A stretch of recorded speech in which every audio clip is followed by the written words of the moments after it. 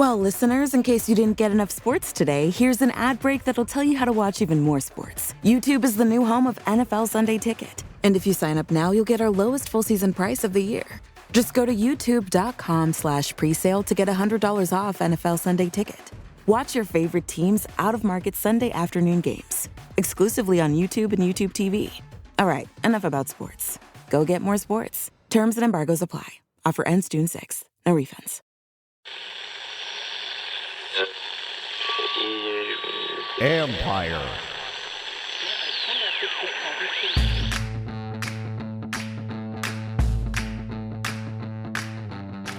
Hello and welcome to my podcast. Do me a favor, subscribe to the John Keim Report. Wherever you get your podcast, you're watching on YouTube, hit that like button, hit that subscribe button. Always much appreciated when you tune in.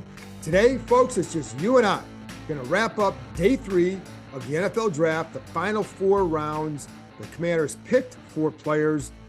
Tackle/guard Braden Daniels from Utah, defensive end KJ Henry from Clemson, running back Chris Rodriguez Jr. from Kentucky, and then defensive end Andre Jones Jr. from Louisiana. And Henry and Jones are they're pass rushers. That's what they are. They're not huge defensive ends, but they are pass rushers. I'm going to get to all these guys, these last 4 picks in a minute, because I want to give you a little bit of a rundown on what they add, kind of how I see them after hearing what the coach, what Ron Rivera, Martin Mayhew, and even Eric Stokes, senior VP of player personnel, had to say about these guys and about this class.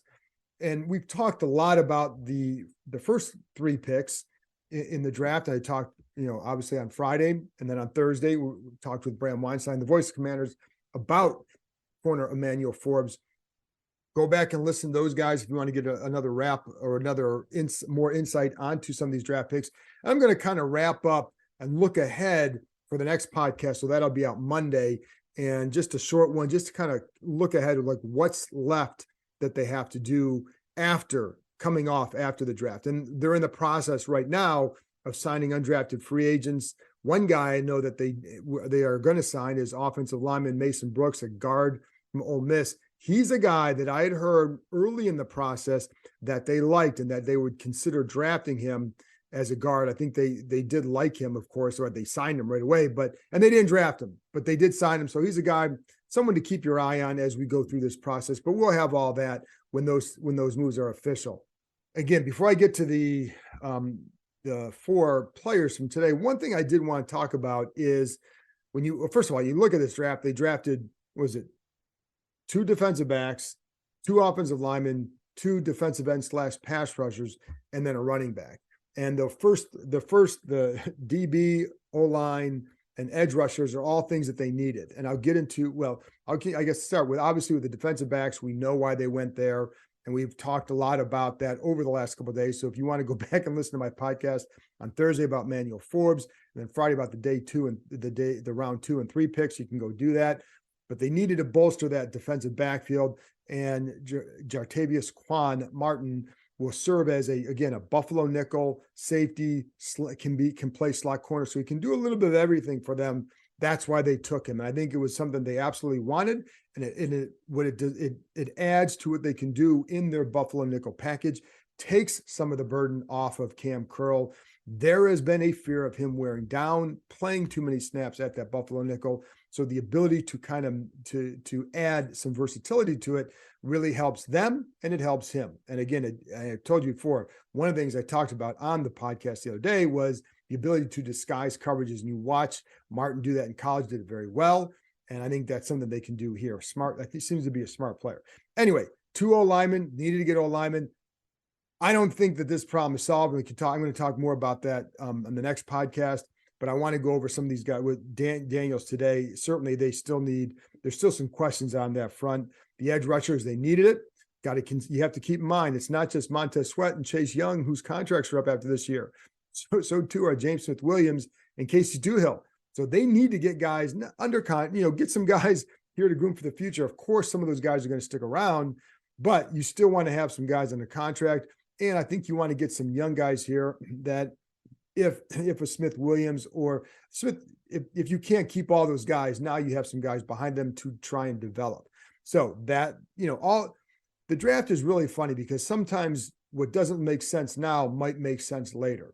And what may, I've always said the easiest way, if you want to win the draft, if you want your team to have a good score, if I'm a GM, it's really easy. Just take a look at what every national analyst says that you guys need, and then pick the big names and whatever around that come your way that fits that position. Then they're going to give you an A, and all the fans are going to rejoice because, hey, I knew this guy, and hey, it matches so-and-so's board. That's great, but that's not how you build for success, because not everybody sets up their board the same way. From team to team, from analyst to analyst, even within teams, you're going to have differences of opinion as about certain guys. Some guys might give this guy a 3rd round grade. This guy might give him a 2nd. This guy might give him a late 1. And then you kind of add them all up and then you come up with your grade. So, you have to keep all that in mind. But to me, it's always been easy to win the draft. You just pick the guys that, oh, you guys, you say we need this. Okay, I'll take this here. You say we need this. I'll take this here. That's not how you build a good roster. So I would say, I say that to say, take a deep breath when it comes to all this stuff. Building is a step-by-step process. And I know why. I know you guys, and I know some of you don't have a lot of confidence in a lot of things. Understandable. It's been a long time, folks. I get why some of you may not just buy right away that, oh, these were the best moves, because we don't know. We're not going to know until they get on the field and we start to see them. There's some guys I really like, some guys I'm intrigued by, and some guys I say, oh, not sure about this one. So, but they like him. So what difference does it make if I'm not sure, because they watched him a lot and I haven't.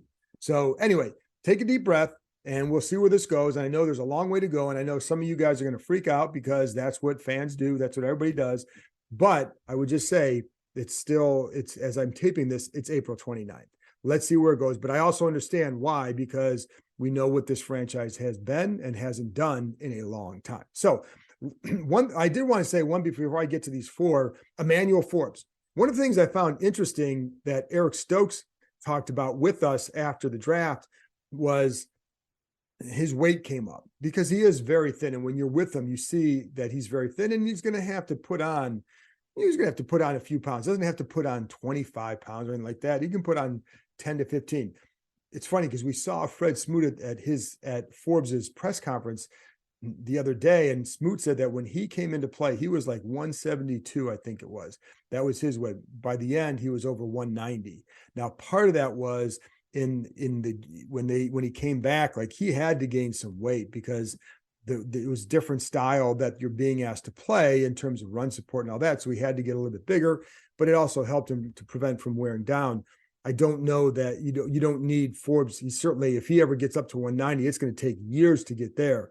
And I don't know that he needs to, but I think they would like him to. But one thing that Stokes said that he did, because there were some questions about that. I mean, it's hard not to have a question about it. He went back even further in his review. Usually goes back 2 years for tape to see.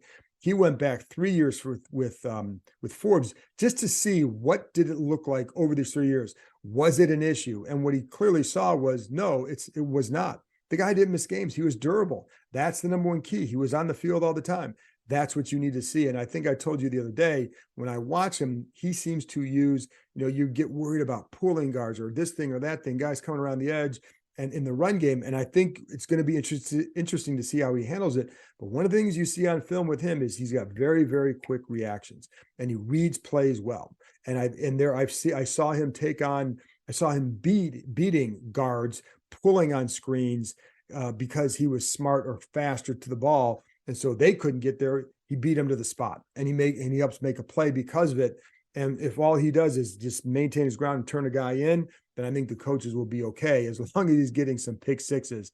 But anyways, I found it interesting that Stokes said he kind of went above and beyond, kind of going back into Forbes's play history to see, was this an issue? And again, what he saw was, no, it was not. And what he also saw is what he liked is how Forbes progressed throughout his time at Mississippi State and just how he went from, a talented player to a highly productive player by the end. The other thing, one of the things that Ron Rivera talked about with Forbes as well was how he liked how there was a play where there was an issue with him and he knew how to correct it. And so I think those kind of things are things that you always like to hear. So anyway, Anyway, that's it on Forbes. And let's get on to the four picks from today. I'm going to go over real briefly with some of these guys. So just bear with me. Braden Daniels, tackle/guard from Utah. When we talked to Rivera afterwards, it did sound like they would like to start with him as a tackle. He played tackle and guard, a lot of left tackle at Utah. I'll be honest, folks. I think this is going to be a work in progress. I think he's very athletic. I think he is athletic. But when you watch the games, there's a lot of inconsistencies. I can see some of the flashes in his game, which is going to attract a coaching staff to say, can you get this out of him consistently with some coaching? And, what's your confidence level in the coaching to coax that, to get that out of him? Because you see it. You could see the stuff on film, or in watching the games, you can see some of the flashes there. But I still would say when you watch him, he seems to be very, very raw. There's a lot to work on, but he's a 4th-round pick. He's a talented 4th-round pick, and a 4th-round pick typically you're not going to find a starting tackle in the 4th round, not as a rookie, or very rarely would you find that. So they took a guy that they feel has some upside. So we'll see if they're right. If it doesn't work at tackle, you can always shift him inside to guard and put him in that competition mix eventually. I don't know how soon that would be, or when they would determine when he might, because if you view this as a guy that needs some coaching, needs some work, you may stick with him a little bit longer, testing him at tackle just to see if that's a spot that they can work with him there, and we'll see. But again, when you watch him, there were definitely some issues there. His footwork is sloppy. It's not consistent, and it leads to issues. And sometimes you see the bend when he's bending at the waist, and sometimes it's a little bit hunched, or it's a little bit more bent over, not like so straight, but a little bit more hunched, where you don't have the balance with your feet. And then there are some times where the reaction is he's reaching with, I would coach basketball, and you tell your kids, and when you played, you reach with your feet, not your hands. And there are times where I see him reach with his hands, not with his feet. So those are things that you have to coach up and get him out of that stuff to see, can he become that guy? How much work will it take to get him there? Again, you see flashes. You see it. You could see him sometimes firing out in the run game and playing pretty well there. And then sometimes with his pass sets, even at left tackle, you see it like, oh, that looks really good. And then other times, because the footwork, maybe you're opening up your hips a little bit too much, and then the guy's got the corner. Because if you do that in the NFL, they're going to own you big time. But again, he's not coming here to start right away. He's coming here to be developed into something really good, they hope, down the road. I almost look at it like they kind of got Chris Paul like that late in the draft last year. And I think this is maybe somewhat of an equivalent, maybe a more talented person or a player than that, but somebody who's still going to okay, you've got some stuff to work with. Now what can you do with it? Again, fire out in the run game. But man, I just think that's going to take a little bit of time. I'll be curious to see where it goes, because I think you can make him something definitely into as a guard, because I think in a short area space, I think he could be pretty good. And I think that's where I think that firing out and then not having to set so wide sometimes and trying to play that edge, that's where I think it's going to be interesting to watch how he develops. But he'll get some good reps in practice, and we'll see. But again, They view him more as a tackle, but somebody who does have that flexibility. And it's funny because positional flexibility has become such a buzzword around here, and they clearly want that. They always want that. I will say though too, I mean, they have some guys where their positional flexibility, it's a center, and like Nick Gates, he's a center. He played guard at the Giants, but when I asked Ron Rivera Friday night if he could play that position, if he could play guard, if they wanted to put Ricky Stromberg, 3rd-round pick at center, and he just kind of said, not a guard. So they view him as a center. So in other words, the flexibility is center. So if you have a guy that you like, I think you're going to say, okay, we can maybe give up some of that. But if you're not so much if you like, but some guys are good enough where you say, this guy needs to stay here. And I get that. But everybody else is going to have to play multiple spots. And I think that's where I think Daniels will be one of those guys where I think he has the ability to go inside. So if he works at tackle, hey, you have a good tackle that you found in the 4th round. If he doesn't, you can put him inside, bulk him up a little bit. He was like 295. And then I think you could have something pretty solid there too. So you got it. That's why that flexibility is important, because it gives him a chance maybe gives them a chance to maybe find a guy there. And if not, you can move inside. So, but we'll see. Like I said, I think that's going to be a work in progress there, folks. And I'll just say that. Did you know the largest ropes course and zipline park in the country is right here in the DMV? Located in the heart of Montgomery County, the Adventure Park at Sandy Spring combines climbing and ziplining to create an aerial obstacle course unlike any other. With challenges anywhere from 10 to 75 feet in the air, there is something for all skill levels. Looking for some family time or the perfect date night before football season starts? You can even climb and zip line under the stars. Would you rather keep your feet on the ground? Give axe throwing a try. With their projector systems, you can throw at traditional targets, play tic-tac-toe, Connect Four, or even hunt zombies. Listeners of this show can get $5 off any ticket by entering the code KEIM23DC at checkout. That's KEIM, K-E-I-M 23DC. So there you have it, folks. Climbing, ziplining, axes, food, and bonfires right in your backyard. The weather is warming up, so it's the perfect time to head outside and join the adventure at www.theadventurepark.com.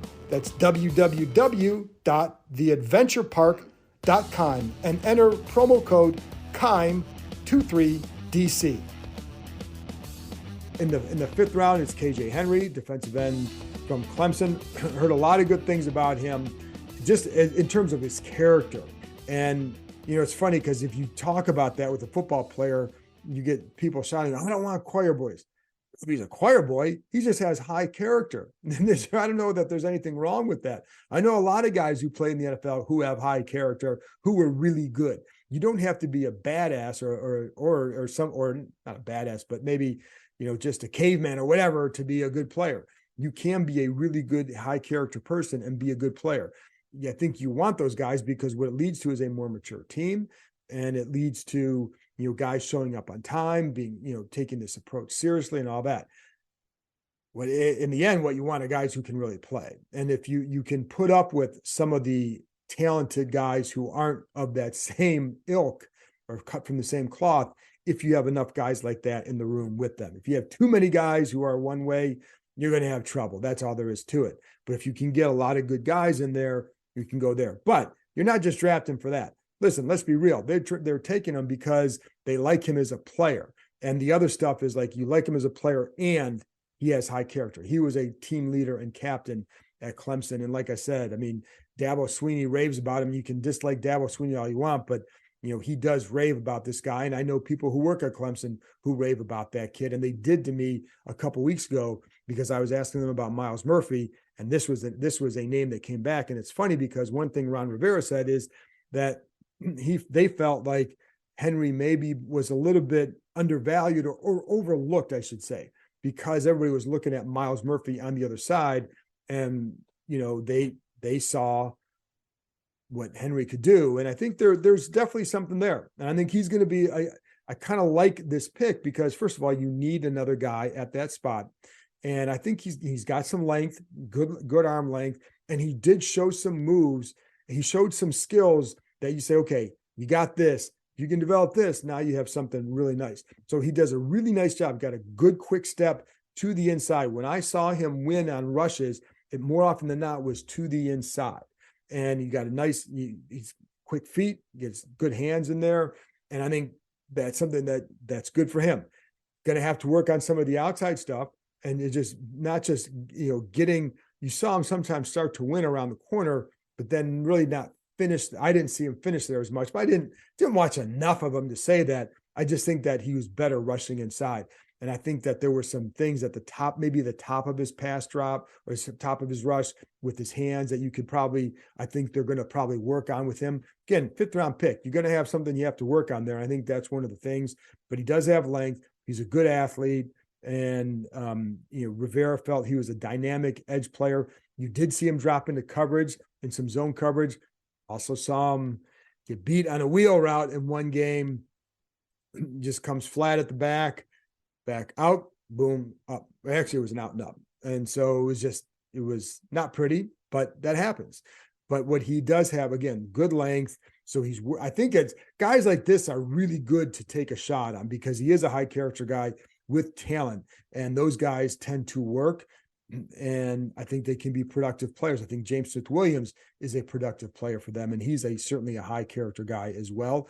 But this guy has some length, and I think that's good. When I'd watch him, he was often double teamed. So that's going to certainly keep your numbers down a little bit. And, I think you see him rushing from stand up. You see him rushing with his hand in dirt. Again, he's a defensive end. If he was in a 3-4, you could consider him an outside linebacker. Here, it's going to be a defensive end / pass rusher. So, and like I said, good quickness to the inside, and we'll see where they go. But I think he's the kind of guy that you want to develop. And I like the running back from Kentucky, Chris Rodriguez, in the 6th round. Couple of things with him before I get in the scouting report too. I think one of the things that was emotional for him was his mom had died in January, and so I think it did come up because he posted something about her on Instagram today. And so what kind of probably a bittersweet moment it was for him. And just because this is somebody that, was here. I mean, that's your mom. And this is such a great moment for you, and they can't be there. And those, I'm sure everything was still so raw for him. And the one thing he said, he does know that she's very proud of him and looking down on that day and being very proud of him. So just kind of an emotional day and moment for him. But I think he's an intriguing player because there's some stuff there that I see that I really kind of like. And just to see where does he go from here. Now, 6th round, you always say 6th round for a reason. I do know they valued him higher. This is a weird draft because I think, and every year you probably say this, but it felt like this year maybe more than some other years where that beauty was in the eye of the beholder because he went in the 6th round, but these guys had him with 3rd round value. So, and I'm sure some other teams would have they didn't have, not every team had him up there because he'd have gone up there. But I think, so I think there's some guys that fell that other teams maybe would have said, oh, I would have taken him here. And other teams took guys here that you said, I would have taken him back here.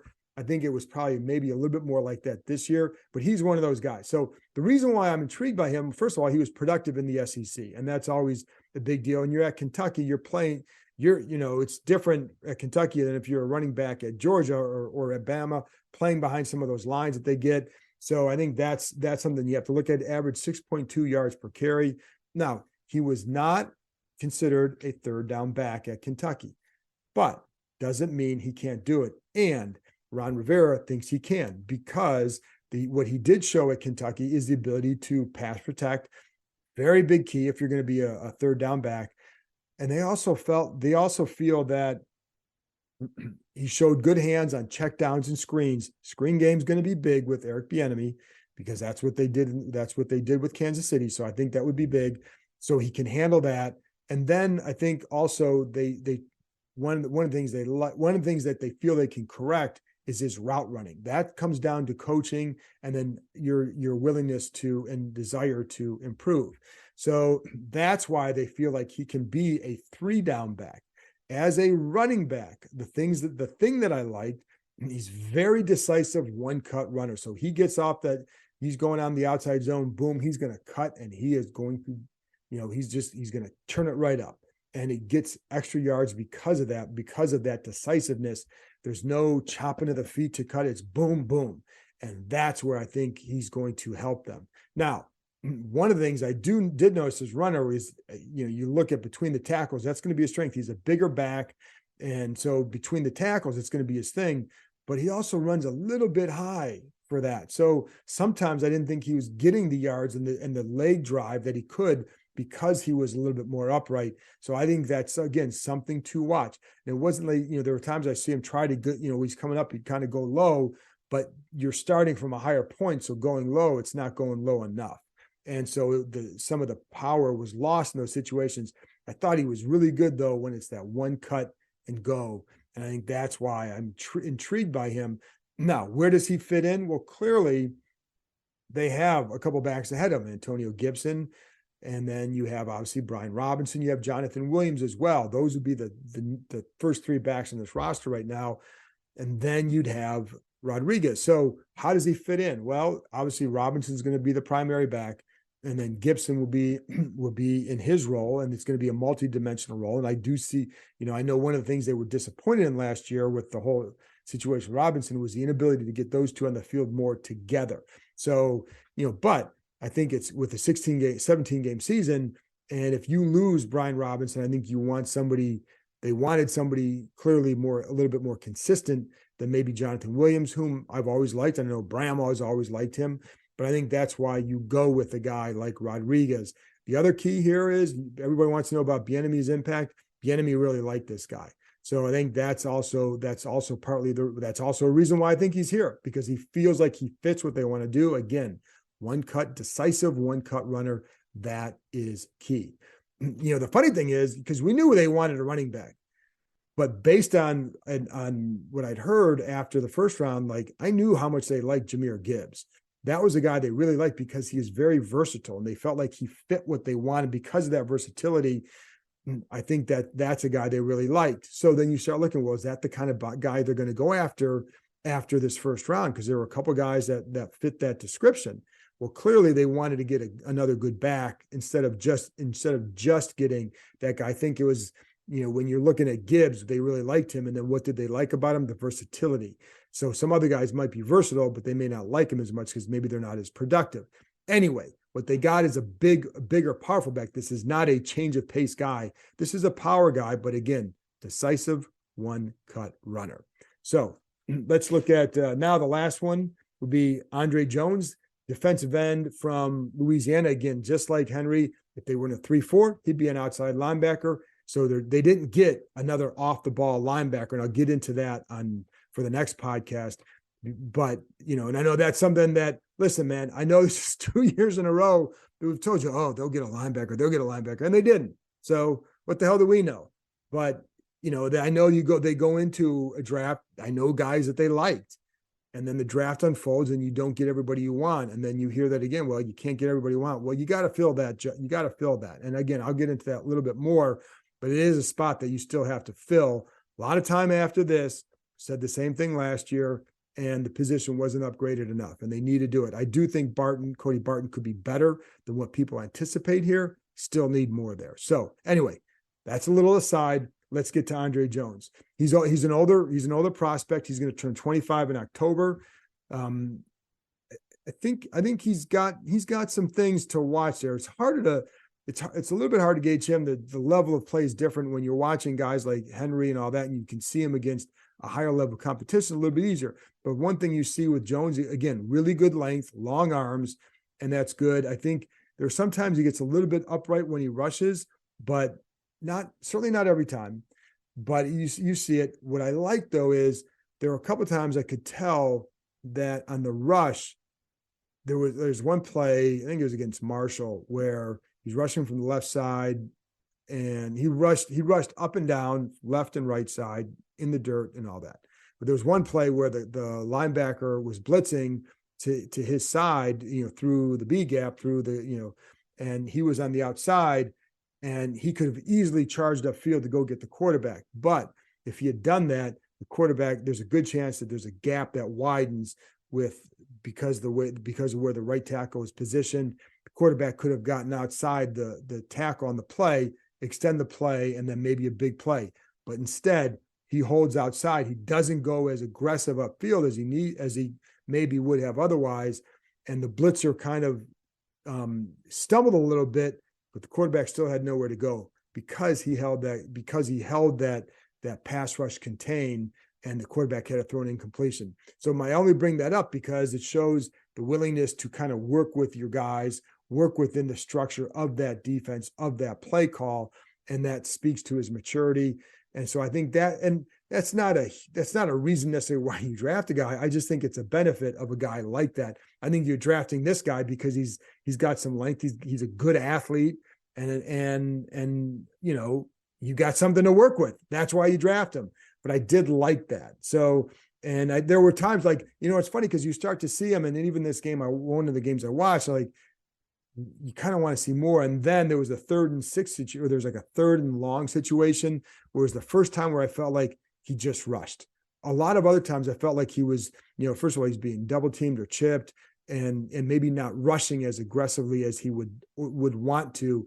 And the one time I saw him do that, he caused either a hit or a pressure. I don't think it was a sack, but it was his best rush, but it was because he just went. And so that's why, like I said, I think there are times where you see him like, okay, 7th round, you can find something to work with here. A little bit older. So is that, he's certainly not a young prospect. I mean, shoot, he'll be older than a couple of guys in their defensive line room who have been here for a couple of years, like Chase Young, for example. But I think that's the kind of guy that you want to get there, mature, 25, going to be 25 in October. That's a little bit much, but he does have skills. That length, I would be very intriguing. And again, he is a good athlete. So they had another guy. They needed to get those edge rushers. And I think that was, whether it's a good pick or not, we'll find out in a couple of years. But I think it's the right kind of prospect when you look at it. And I haven't gone over the board and say, oh, they could have taken this guy or that guy. I can't do that. Because I don't know all these guys, what they did. I haven't studied them all. But in watching this and talking to them, I think that I understand why they would go in this direction with Andre Jones. So there you go. That's a wrap on the final round of the NFL draft. So those are your last 4 picks. I hope you guys learned something out of over the last couple of days by me doing this and enjoyed it. And I appreciate you tuning in. Like I said, I mean, I'm a little bit bleary-eyed by this point, but I will be back with another one, a quick one on Monday or for Monday, just wrapping up, maybe a few more draft nuggets, looking ahead. Here are a couple things they still need to go do, and this is what we maybe can anticipate. So there you go. That's it. Appreciate you tuning in.